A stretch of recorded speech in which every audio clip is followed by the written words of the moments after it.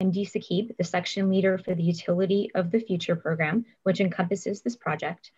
Lisbeth Ruiz and Jeff Pfeiffer, both project managers from the Orange and Rockland side. And Trish Austin may or may not have been joining, I'm not sure. She's the manager of the Regional and Community Affairs team. The Orange and Rockland team will be providing an overview of the project need first, once I finish the overall introductions here. We also have two sets of consultants on the call, Barbara Wagner and Dwight Herringer from Stantec.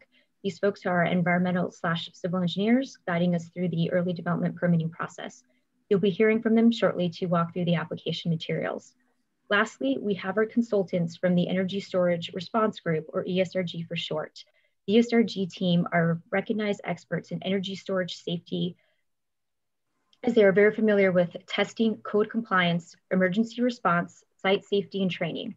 Paul Rogers and George Hugh are both retired FDNY lieutenants with over 25 years of field experience each. Paul has served as a hazmat specialist where he responded to emergencies around the country. Through his work with the Bureau of Fire Prevention on energy storage systems, he became a subject matter expert on energy storage system design, fire prevention, and has worked as a consultant to help local code officials in New York State on the safe installations of energy storage systems. George has served as an officer in the department's Principal Hazardous Material Response Unit and has served as an instructor at the NYC Fire Academy, providing hazmat technician training to members of its respective Special Ops Command. So again, we've built up our team since we last spoke with you in direct response to the last CDRC meeting that was held back on August 11th. During that meeting, the CDRC members provided feedback on the plans and requested that we reach out to the Tallman Fire Department to introduce the project and discuss fire safety related concerns.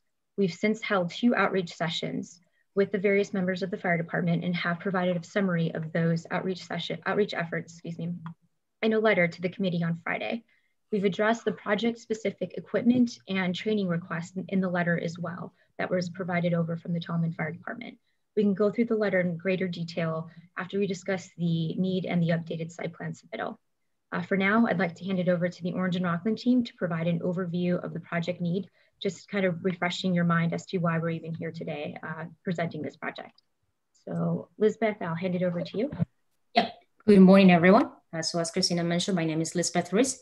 I'm the project manager for ONR that's executing this Muncie non-wires alternative project. I have been working in the energy sector for about 8 years now. So during today's meeting, I'm going to be presenting the need for the battery storage project and ONR's roles in this project. So in our service territory, there are certain areas that are experiencing increased load growth. We're forecasting specifically an increased electric demand in the Muncie area, which is one of the fastest growing regions in our service territory. And as a utility, we have to ensure that we have adequate infrastructure and the capacities there and available to support this additional load growth. Aside from this, we gotta ensure that we have customer satisfaction and keep those reliability standards as load is growing. In essence, we gotta make sure that the lights are on at all times with minimal to no disturbances. And instead of building a brand new substation, this project is going to leverage these energy storage systems and the technologies available to provide that adequate capacity to the area. Energy storage systems is a proven technology that has been deployed all around the country and all around the world for that matter. New York State specifically is looking to deploy 3,000 megawatts of energy storage by 2030. This is part of the Governor's Climate Leadership and Consumer Protection Act, also known as CLCPA. Now, to address that increased load growth in the Muncie area, we conducted a competitive solicitation process to identify a winning bidder that will fit the needs of the area. And this is at the same time providing the most cost beneficial solution for our customers. And after evaluating all the vendors that responded to a request for proposal, ONR selected RWE as the best and most suitable company to execute this project. A battery storage system is, in a nutshell, a system that stores energy in the form of electricity and then discharges that energy during times of peak load. These dispatch days will most likely be during the hot summer days when our ACs and our fans are running longer in our houses. And while the needs of the electric system and the needs to dispatch this energy is fully identified by ONR, and we will be the ones directing the discharge of that stored electricity from the battery, the actual operations and maintenance of the system, of the battery system, will be completely in the hands of RWE. And to pick a location here, we reviewed about 40 sites, and this location selected for this project, which we're referring to as 44-2 and 44-5, because those are the two circuits that we're trying to feed, is particularly beneficial because of its, number one, its close proximity to the load area. It's closely available to the infrastructure that we're trying to interconnect to. It's also in close proximity to our substations, and it's closer to a commercial area as well. And this one site specifically is going to help us feed both circuits, as I just specified, without the need to have two separate battery systems across the village of Vermont. So it's going to help us minimize and optimize the project site, basically. For further specific of the project, I'll hand it off to RWE unless you have any other questions.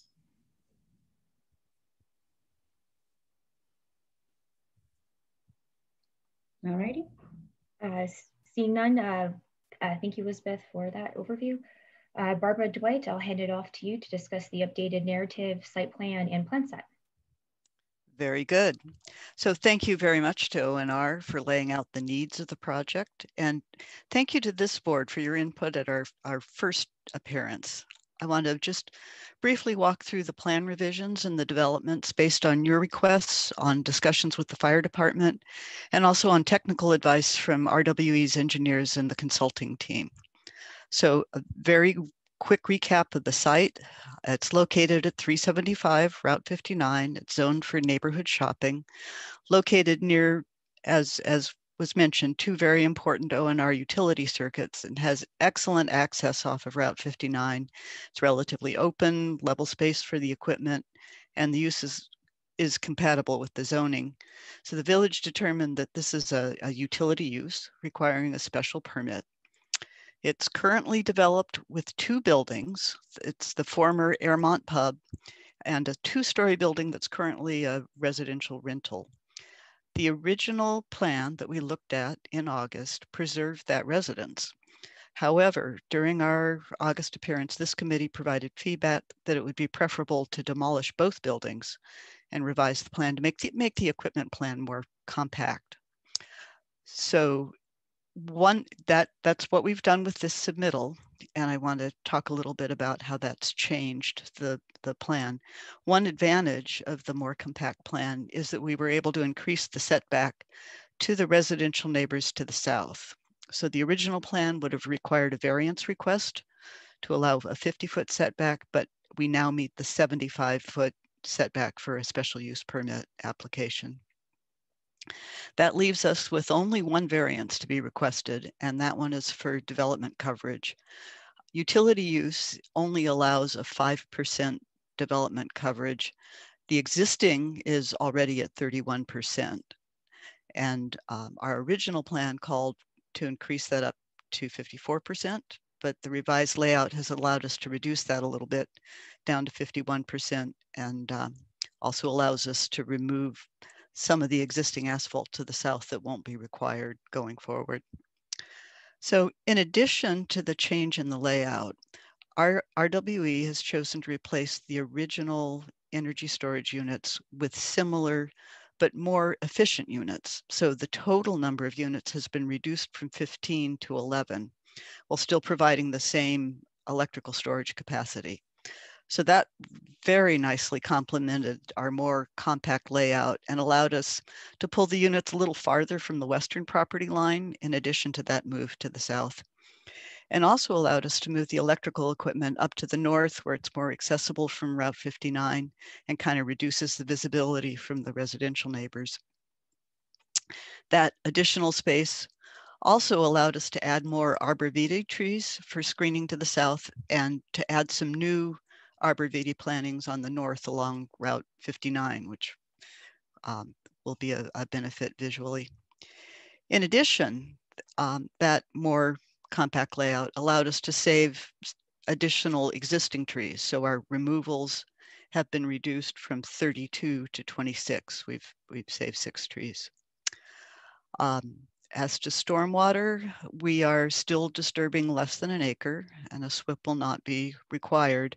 Our overall approach, as it was in the beginning, is to work with the existing grades as much as possible and keep the site functioning with the existing drainage patterns. The other notable advancement in this plan is the addition of an on-site fire hydrant and the design of a dry standpipe fire protection system. This provides the capability, if the need should arise, for the fire department to deluge individual BESS units without ever having to enter that fenced-in area on the facility. So this design was developed based on input from Tallman Fire Department and also in very close consultation with the expert technical consultants on RWE's design team. We're continuing to work out the design details on this system as the overall site design is developed through the approval process. And just a couple final notes before I turn this back to Christina or to questions from the board. You heard O&R's description of the need for this facility.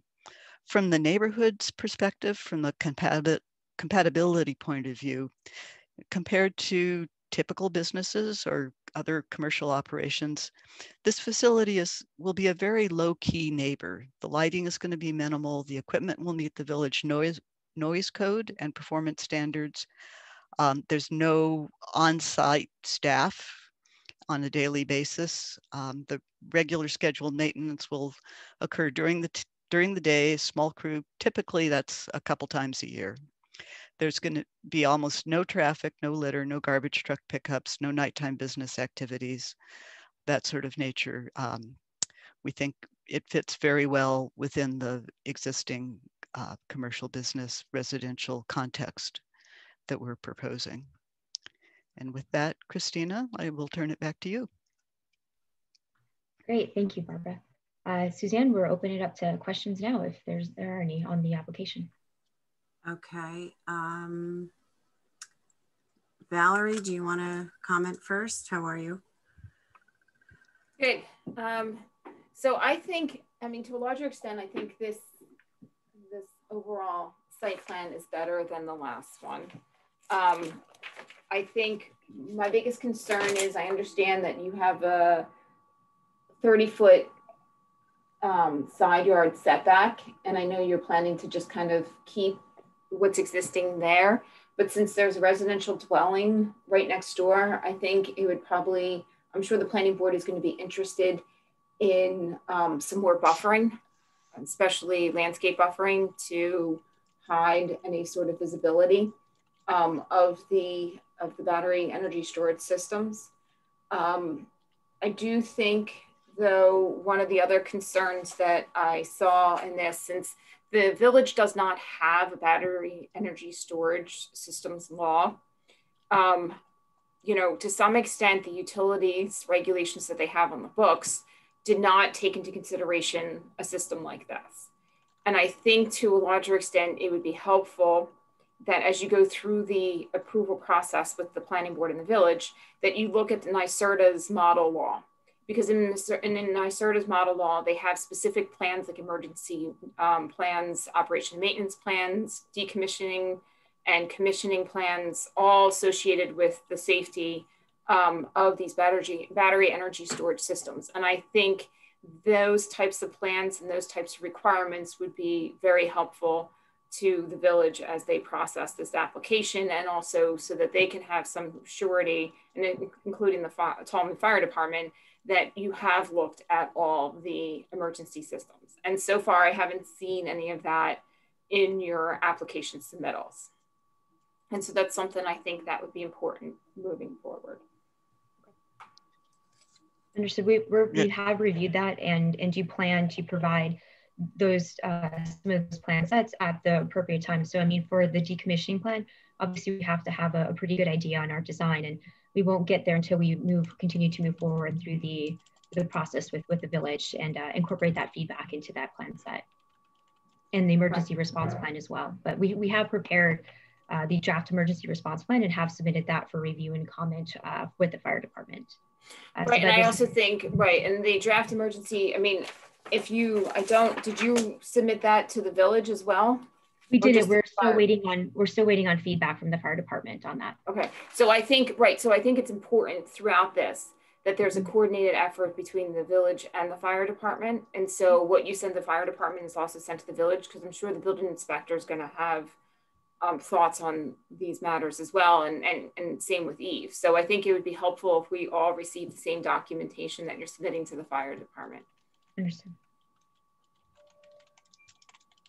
And that also includes, you know, I know the fire department's going to hire or has an engineer, but again, I think all these other elements, it would be helpful as much as possible to have those different elements kind of coordinated, and then the different plans put together as soon as possible, so that some of these items that might get raised as part of the reviews would already be taken care of as through those plan submissions. And I only say that because I've worked on a few of these projects in other communities, and I understand how, like, the coordination is really important. Understood. Thank you, Valerie. Yeah. Dwight, were you going to chime in? I think I may have cut you off.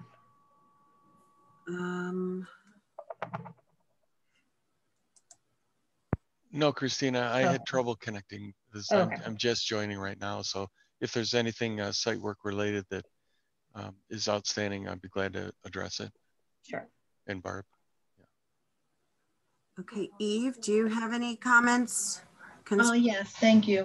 I would agree with Valerie. I think by eliminating the single family dwelling, the layout works much better, and you have the ability to buffer it to a greater extent, which is very beneficial. Additional landscaping might be helpful. I was wondering about the access onto 59. That still seemed a little bit awkward. I see you added a row of arborvitae to buffer it a bit, but is the intent to still have the same wide curb cuts, or is that going to be modified a bit? I wasn't really able to determine from the plan if access to the site was going to be modified in terms of curb cut width. The intent was to keep those curb cuts because we were able to incorporate it into the fire department required turning radius. Okay, so those would be critical for site movement, on and off site movement. Okay. In terms of the perimeter, I imagine there's going to be a fence of some sort for security. Exactly. We're proposing a chain link fence on the west and north and east, because that gives some visibility to the site and some for security, but it would be a wood on wood fence on the south side, so that we provide a little bit of visual screening for those residences to the south. Okay, so would the fence be along the property line or on the inside of the buffer? It's pretty much along the inside of that 75-foot setback. All right, so the residents would have the benefit of looking at the buffer rather than at a fence. Correct. Right. First it's the landscape plantings, and then the fence is behind that. Exactly. Okay, that's great. Sound. I know you said the units are contained, but do these batteries have any sort of like humming sound or anything like that? What can the nearby residents expect to hear in the evening when the ambient noise levels are very low? Yeah, that's a great question. The batteries themselves don't really make any noise that's going to be heard at any distance. The containers are equipped with small HVAC units to condition the inside, keep it within the temperature range that the batteries require. Those are down around 29, 30 dBA at 50 feet. They're very, very, very quiet. The other electrical equipment is more typical of any transformer or existing electrical infrastructure around the village. And that's one of the reasons why we were in this version of the plan glad to be able to move them a little bit more toward the street, where they'll kind of get even more lost in the existing traffic noise there. But we've run the calcs to see that we meet the village octave band frequency thresholds, and we're well below the maximum. Okay, and then to Valerie's point, I think enhancing the vegetative buffer with a denser stand of evergreens would go a long way to minimizing that transfer of noise as well. Sure. Other question is, I'm not that familiar with this type of development in terms of batteries, but is it similar to, say, a tank field where you'd have certain levels of containment for potential leakage? How does the environmental aspect in terms of leakage or potential ground pollution, groundwater pollution, how does that weigh up with a battery storage facility? Are there any concerns for leakage, or is everything contained securely? Yeah, the batteries themselves are contained in metal storage units that do provide containment. It's not like a petroleum bulk storage tank with huge volumes of product in it. There is some oil contained in the transformers and switches, similar to other electrical equipment around town. Christina, if you wanted to add anything to that, or have anybody jump in? Yeah. So if you picture kind of like a server room for a computer or for an office, you know how there's racks within that server room. If you see, if you picture a container and you open up the door, so it's like a cabinet style container, you don't need to walk in. Once you open up the doors, that's how the batteries are contained within that container. So it's just racks of batteries, and each one are in a rack. So you can pull out the actual battery system to do any sort of modification. And that within itself is an enclosed system, which then is put in the rack inside the container, which again adds an extra layer of protection between the actual bottom of the container and the ground. We'll also be putting them on concrete pads, thus providing an additional barrier should anything happen. But again, the likelihood of any spills, and I do have my technical lead here, Andre, on the phone or on the call here, if he can elaborate, but there should not be any sort of leakage for these types of systems. And Andre, I'm happy to pass that over to you if you want to clarify further. Christina, good morning, everybody. No, I think Christina described it properly. I mean, there are some electrical equipment outside with oil, but the batteries inside are basically inside the racks. So you probably can picture 7, 8 of these battery modules per rack. So they are quite heavy, I would say.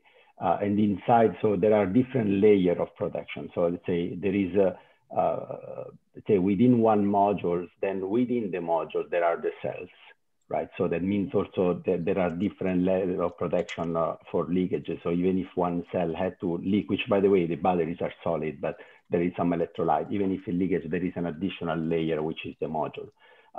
So again, we don't foresee to have leakage. We have not experienced that in the operational battery that we have. That goes outside, let's say, for accident condition, then there are the consideration that we are having later on, but that's basically during normal operation, that's not foreseen. Okay, thank you. So my final question is regarding, you say there's a tremendous growth and a tremendous energy demand in this particular area. So with this facility, can you project out how many years this would serve the population or the growth? Do you have an estimate on how long this would really be suitable before another station might be needed? I can direct that over to the Orange and Rockland team, Elizabeth, Jeff, or MD, if either one of you would like to respond. Yeah, I believe this project specifically will defer the building of a substation for about 10 years or more. Yep, at a minimum of 10 years. Is this part of the community aggregate choice program through the state? Or is this being developed as like a subset to another utility company? No, this is not part of the community choice aggregation program. This is a program by the utility where we're trying to see how we can defer the build of a substation Okay. load to provide for the area and leverage these local DER assets and these local battery assets to provide for the need. Okay. Okay, so I guess the big question still out there is the safety and the fire department questions, but that's all I have for now. Thank you. Okay, Lou, do you have anything? That's the building inspector. No, Eve and Valerie pretty much covered everything. The only question, and this might be leveraging a little off Eve, in case of a fire, is there any secondary containment or berming? Or are we going to have polluted water running off the site down 59 and into the swamps at the bottom of the hill?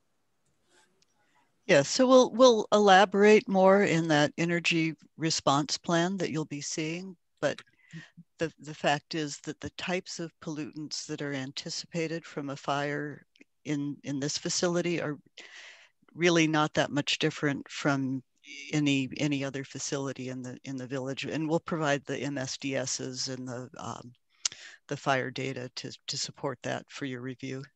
Thank you.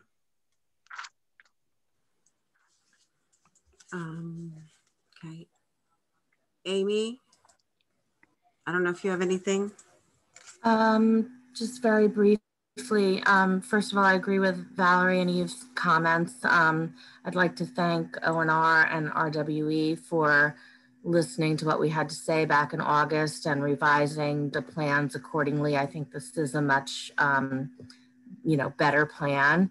Obviously, the Tallman Fire Department is going to have to be satisfied. I don't know if you were provided with a copy of their letter dated December 3rd, I think it was. Do you guys have that?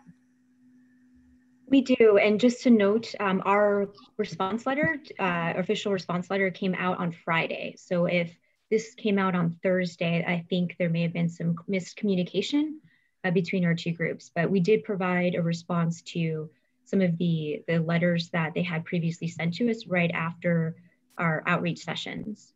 So, I mean, we have been in communication with them and we have provided a response. I just think that this letter came out before we were able to send out the letter.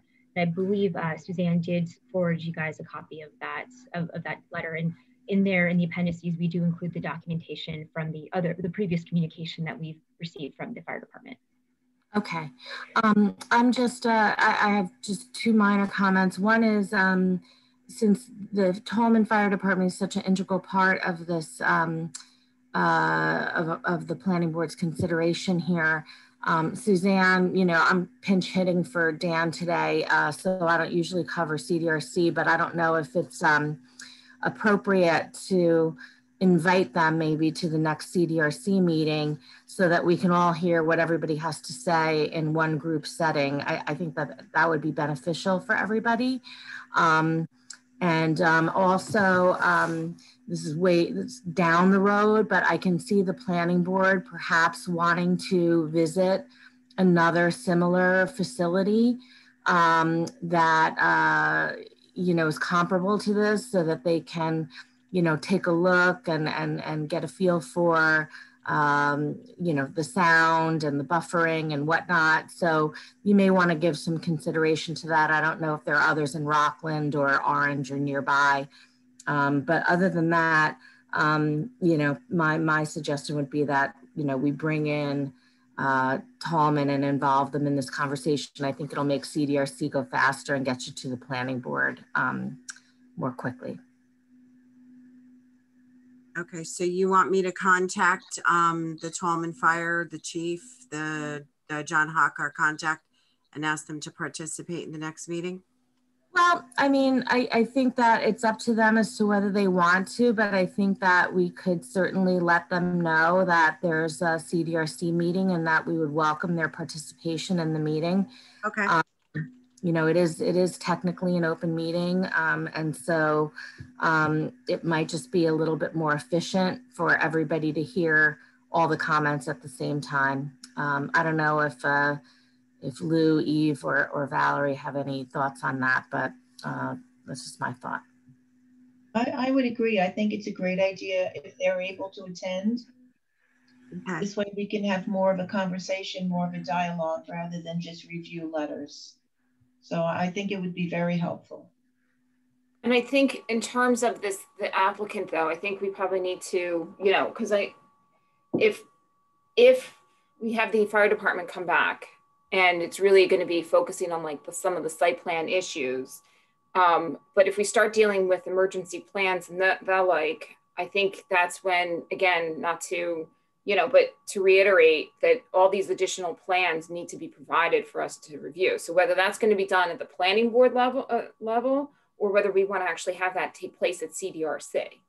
I think that's something internal, you know, Eve, Lou, I don't know what your thoughts are on the matter, but I do think those are ultimately going to have to be provided. And so whether that gets vetted now or gets vetted when it gets to the planning board level, what are your thoughts on that?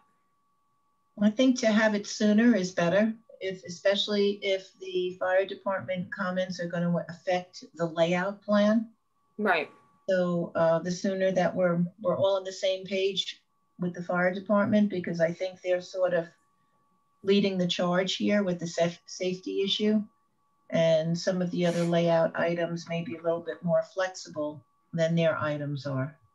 Right. So, I mean, so that would go then to, you know, your commissioning plan, your fire safety compliance plan, your operation and maintenance plan, you know, if there's erosion sediment control, emergency operations plan. So I think a lot of those elements need to be provided to us if we're going to be dealing with a lot of this stuff at CDRC. Yeah, and I know, I'm sorry, Christina, go ahead. Oh, sorry, apologies, Amy. So some of these plans, these were always something that we had planned, but more down the road as we finesse our actual design. I mean, I feel like we're kind of at a standstill, but with the actual site plan as we have to date, we have actually reviewed the site plan and the layout with the fire department, and this latest one does incorporate that feedback. The only outstanding item that if in the letter that we mentioned is where we stand on fulfilling their training and equipment needs in order to appropriately respond to an incident at the actual project site. We've got a little bit of back and forth going on with them, but they've not once mentioned anything relating to our site plan in terms of any sort of outstanding concerns with that. But I feel like it's kind of an iterative process. Some of the items that you guys are requesting are more for us in our previous development experience, and more down the road. We would like to continue in the process so we can finalize our actual design, which would then feed into the commissioning plan. Because at this stage, it's still conceptual. So until we can actually lock down some of those components, it's really not something that will be substantive right now at this stage. So when you say down the line, at what point in time do you anticipate that? So in previous project experience, we moved through the stage for our site plan and get that permit approved. When we submit our building plan permits, usually the commissioning plan, the reclamation plan, those are all part components of our either building permit inspection or building permit issuance or conditions of approval from the building permit. So again, so we'll actually have plans that reference a detailed, full civil, full construction drawings, if you will. At this point, we're just going off of our concept here with this site plan. Right. So I think that in my opinion, communities that I've worked with, there are more detailed civil plans that are provided as part of the site plan applications to the planning board. And they usually include an emergency operations plan and some of these other plans as part of the applications to the planning board, and not done completely at the building permit process. Okay. And just a side note, we do have one of our consultants, Paul Rogers, who was involved with not writing, but in developing the NYSERDA model law. So he's the most familiar out of our group. So if there's any other things that come up with the model law, he would be the right person to ask, and sort of timing and whatnot. So I think if you want for the next meeting, I mean, I'm more than happy to provide a memo identifying what I think should be submitted as part of, plan. And I'm sure Eve's going to want to see an erosion sediment control plan during the, planning board approval. I mean, during this process, as opposed to waiting till, you go in for your building permit. Yeah, typically we would have, once your layout plan is pretty much set by CDRC, fire department comments, DOT comments, you would develop a full set of site plans to go to the planning board. But it sounds like some of those other reports may be suitable for a condition of approval, but as I said, I'm not that familiar with this type of application, so I'd actually defer to Valerie if she's had more experience with these applications on which one of those reports is really intrinsic to the planning board approval, or it may be a condition of approval that the consultants review prior to final sign off by the chairman. I don't know if those reports are really necessary for the board to be able to make a decision, but Valerie, I'd kind of rely on you for that info. Right. I mean, I can send out the list. I mean, I think really the biggest ones I think are the most concerns is dealing with fire safety compliance plan and the emergency operations plan, right? So if those are identified and enumerated, then the fire department can also sign off on them and feeling comfortable with that in conjunction with your site plan. Yeah, well, I don't think the board is going to take any action until they see a sign off from the fire department. So it sounds like having that stuff done sooner rather than later is the way to move the project forward. And just to clarify, when you refer to board, do you mean the committee, the CDRC committee, or the planning board? No, well, the bulk of the information has to come to CDRC first. It doesn't have to be in its absolute final form because, of course, we're just an advisory board, and you will most likely get additional comments from the planning board, but it should provide sufficient information that they understand what they're looking at, and they can see that all of the primary concerns, we always try to think of all of the concerns that not only we have, that they might have, but of course, you know, every once in a while, a planning board member or someone from the public comes up with another concern that none of us thought of. So additional information would still be required. But the more complete you have an application, the quicker it'll get through the planning board.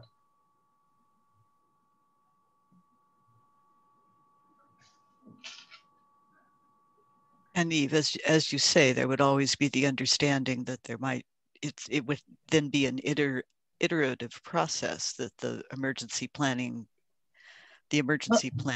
could be affected by future changes in the site plan as well. Well, but I think that's the thing, right? So if you have to make changes to your site plan, then you come back to the planning board for that, right? So what you really need to figure out now is your site plan, and to make sure what you're proposing is what you're going to ultimately end up building. All right, the closer you are to having a final plan, I don't foresee the planning board contradicting what Valerie or Lou or I say. They generally follow our advice. You know, we're happy to say that they do follow our advice. As I said, there may be comments from the public that you never know what they're going to come up with, but I would imagine it'd be some of the questions that we have already asked, and they'd be focused on safety and buffering and things of that nature. But once you tie down your layout and you have the fire department sign off on it, the site is not all that big to have that much flexibility on changes. You know, so I think you can pretty much get to a 95% plan, you know, and be pretty comfortable going into planning board that it's not going to change all that much. Okay, that's helpful.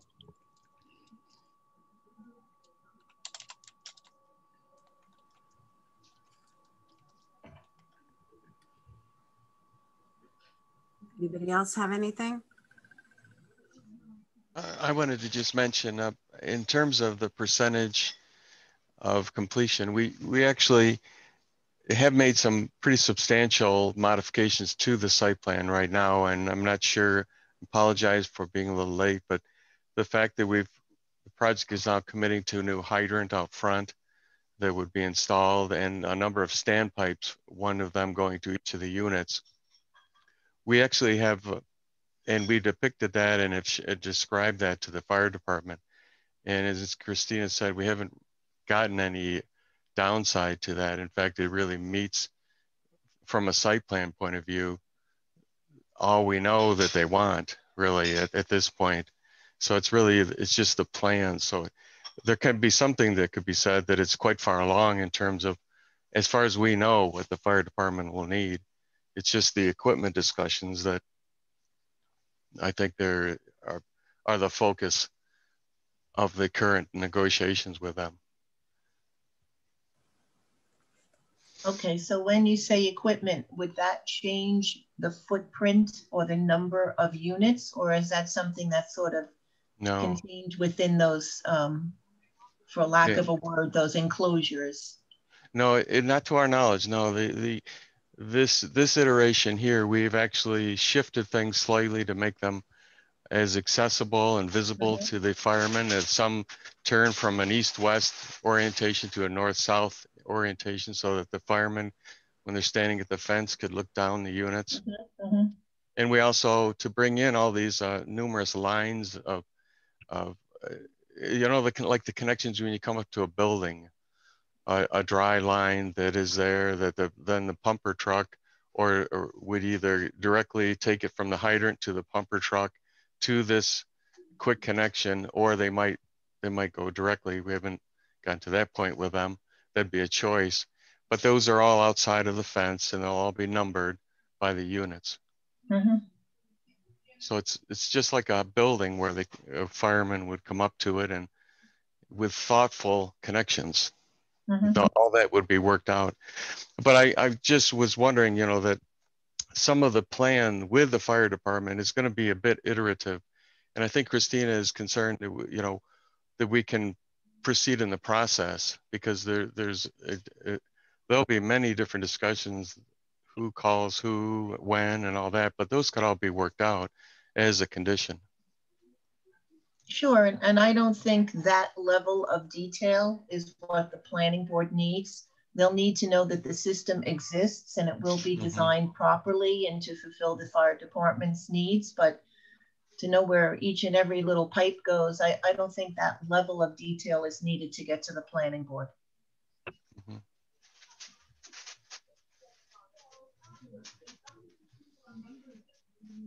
We did also want to just draw some attention to the summary letter that we sent out on Friday. Did the committee members get an opportunity to read that? It did highlight and summarize our outreach efforts with the fire department and kind of where we stand with them. So just wanted to just draw a little bit of attention to that if you folks have had an opportunity to review it. Not happy to summarize and elaborate if needed. Yeah, I haven't had, Suzanne did send it over to us, but I haven't had an opportunity to read it myself. Good morning, everyone. My name is Paul Rogers. I did hear that we spoke earlier about the NYSERDA model law. And as was mentioned, I was deeply involved in the creation of that. And if you want to have any historical data on how that came about, I'd be more than happy to share it with your committee for future installations within your area, if that is something that you would like to get some information about. I know there is someone from the buildings department on here, which directly affects them for any type of permitting of these installations. Is that something that you would be interested in hearing, or I don't really want to waste your time because I know your time is precious? I think I was just raising it because the village does not have a battery energy storage law, nor do they have any provisions relating to that. And, you know, in a number of the other communities that I worked in, you know, they do have those particular laws on the books. So I'm just raising that as it's a good model law, and as you know, you clearly know that, and it would be good to have this application, you know, follow a number of the components that they raise in the law as part of its application submittal. Okay. Thank you. I was just trying to give you a little bit more information just to kind of give you an idea of how that thing evolved and where it actually came from, and the safety behind all of that, especially for the firefighters. And that's where I came in, and that's why my CERTA actually brought me in specifically to make sure that this addressed firefighter safety. Right, and that's why I'm advocating that this project follow that law, because of the fact that it has a history of, you know, working with the fire departments and making sure that it meets the fire safety requirements. Great, thank you. And Paul, do you mind, it doesn't sound like the board members have had a chance to review our letter. Do you mind just providing some summaries from that, since you were also directly involved with those outreach efforts with the fire department? Sure, I'm more than happy to do that. So we did have a little meeting with the fire department, and we were aware of their equipment and what they were looking for. Some of the equipment that they asked for, we felt that was totally in line for actually handling the hazards that may be involved if one of these energy storage systems were to fail. So we felt that that was definitely something that RWE should purchase on behalf of the company to make sure that the firefighters are safe.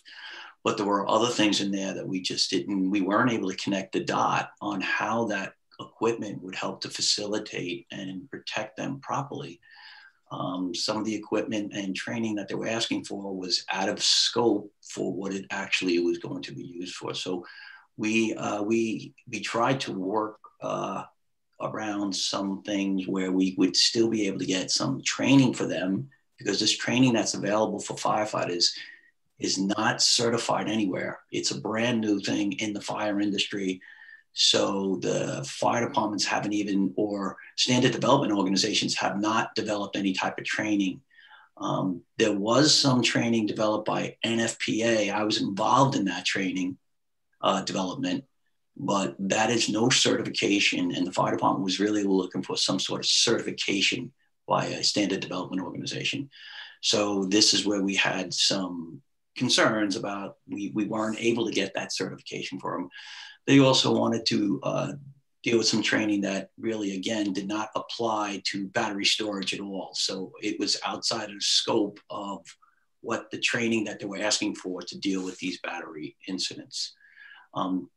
There were certain parts of the training that we said, okay, well, we can actually grab that segment and we can incorporate it into the site-specific training dealing with the batteries and the enclosures themselves that we feel that we'll be able to give to you. But we weren't able to come up with any type of certification because it doesn't exist.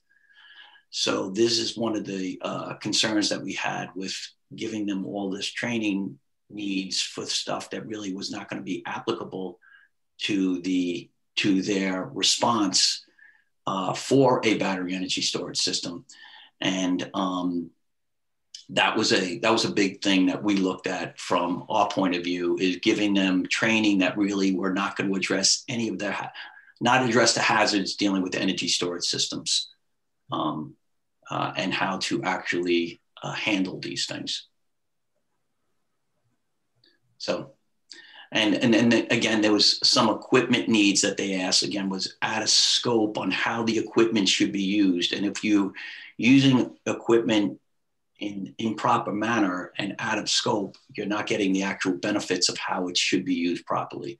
So we were concerned about some of the equipment that they were asking for that had nothing to do with an emergency response to these battery energy storage systems if they were to fail.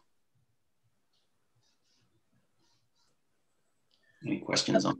It sounds like then maybe they need to be educated a little bit more on the types of equipment and the processes that they do need to learn. So if they're asking for things that potentially may be inappropriate, it sounds to me like there isn't a full understanding of the proper way to handle an emergency. So maybe education is the way to go to show them what they actually do need and how to utilize the proper equipment to get the job done.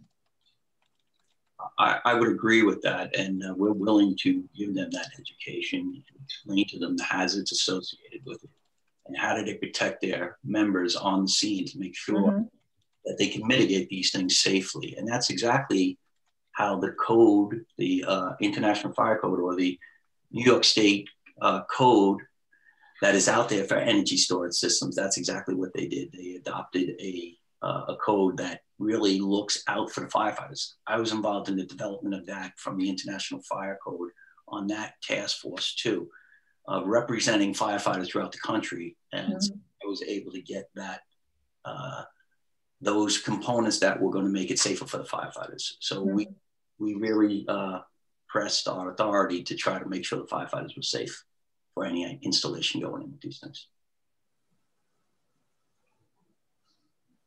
But I agree, there is a disconnect, not only with this fire department, around the country, and there is a lot of energy storage system or energy storage associations who realize that there is a lack of education for the fire service. Department of Energy is also concerned about the fact that they do not have proper training and they need to get the word out to the fire service. So some of that, there's been grants out there by the Department of Energy to try to develop some sort of training that can be delivered to the fire service for better understanding of these energy storage systems and the hazards that are associated with them.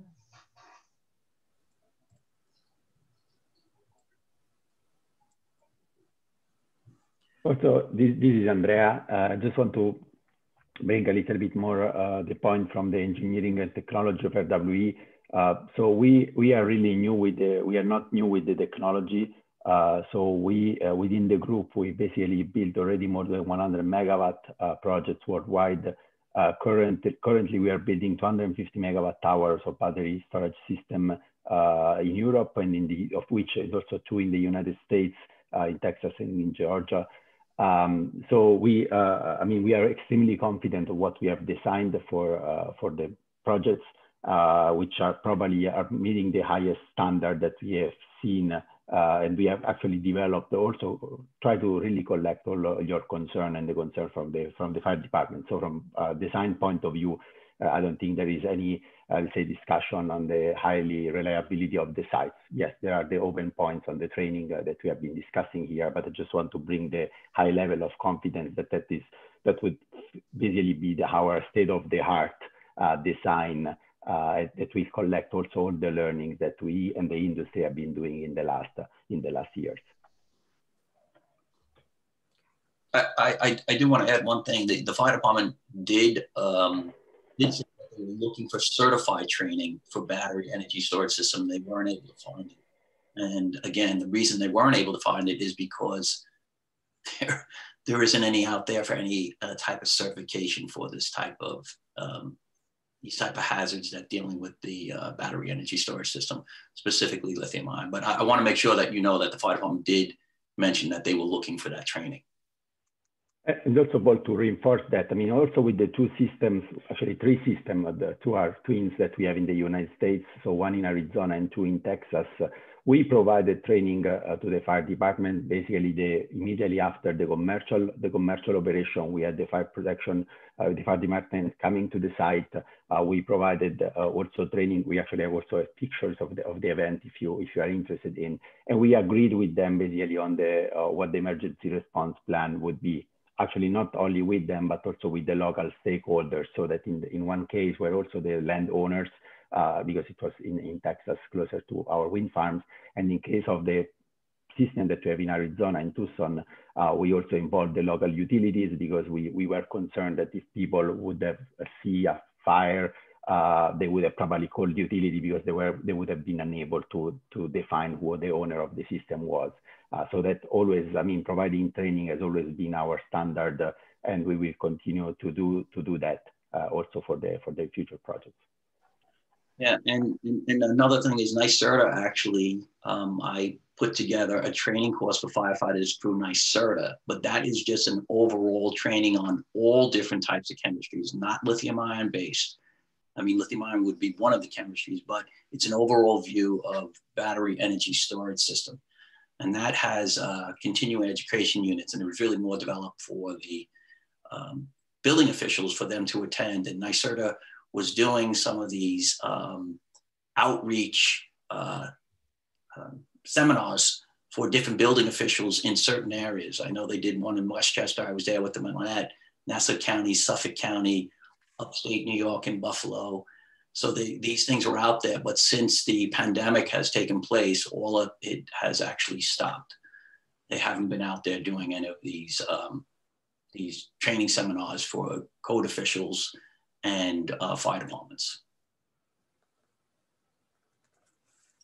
But to that point, for the specific project, I just would like to underline the fact that it's part of the energy response plan and part of the overall plan for the facility, as Valerie raised, that it's integral to the whole development of the project, that the fire department will have site-specific training on response for this particular site, for these specific modules.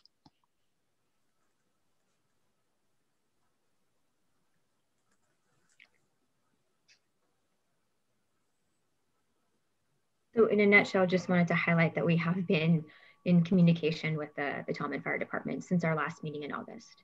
And these are just some of the topics that we've been going back and forth on. Okay.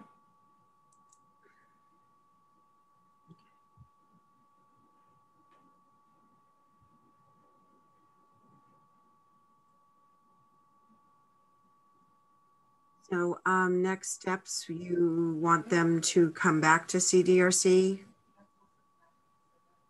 Valerie, Eve, with the items we discussed?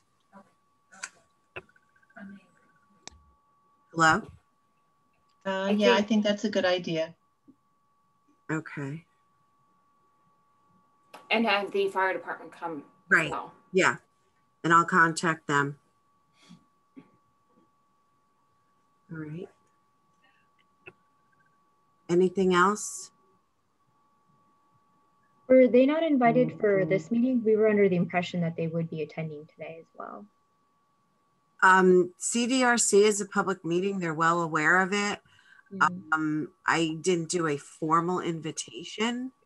I didn't know to do that, but it was suggested by Amy and the team. So I will formally invite them to be on for the next one. I know you were looking to possibly go to planning, but I will tell you anyway, I have a full boat for December and it's past the deadline. And I don't even think one of the applications that's new is even going to make it to January until January. And January, there is a very large application that will probably take the whole meeting anyway. So I don't even know if the application from December to January will even be on. I've actually had to up our Zoom account from 100 people to 300. It's a very controversial application and there will be a lot of people on. So if you were concerned about trying to make it, I don't even know if there would have been time anyway. So if that makes you feel a little better. And then we'll go from there. And I have to work on the schedule for next year anyway, and I'll get that to Barbara.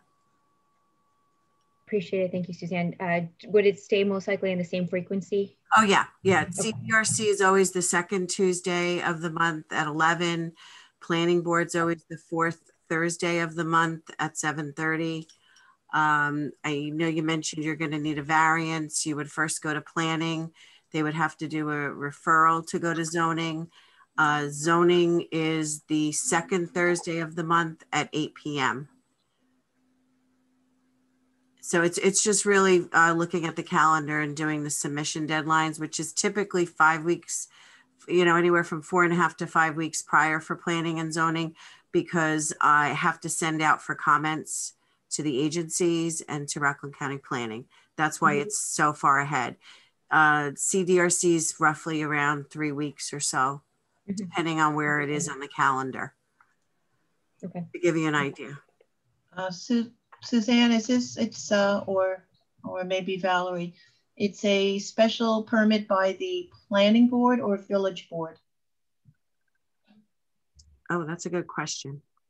I actually don't know that information off the top of my head. Yeah, I remember seeing special permit, but I don't recall myself. That's why I'm asking. All right, we'll look into that. Yeah. Okay. I think it's planning, but I could be wrong. Yeah, I want to say planning. I'm pretty sure. Do you know off the top of your head?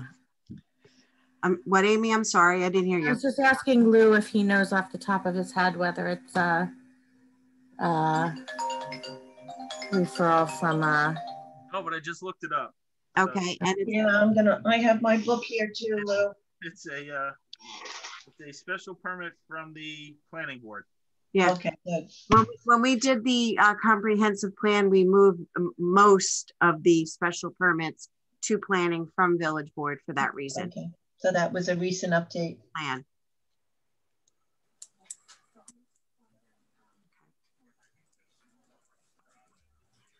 All right, so Barbara, I'll be in touch with you about dates. Oh wait, Barbara raised her hand. Hold on, she has a question. Go ahead. If I raised my hand, it was an error. Sorry. That's okay. That's all right. All right. That sounds great, Suzanne. I'll keep an eye out for that. I think my suggestion would be over this next month, you know, see what you can do with the fire department. I think the real key to all this is finalizing your site plan, right? So that you really feel comfortable when it goes to the planning board that you're not making additional adjustments, and making sure that, you know, your emergency plans, you start pulling those together. Because I think once you have the sign off, once we have the sign off from the fire department that they feel comfortable with what you're proposing and the overall site plan, I think it's going to make your time at the planning board a lot easier and more efficient. Mm-hmm. Understood, and thank you for that feedback. Okay. Well, thank you, everyone. Have a great holiday. Great, thank you. You too. Thank you. Same to you. Thank you, you too. Thanks all. Thank you. Bye. Bye. Bye.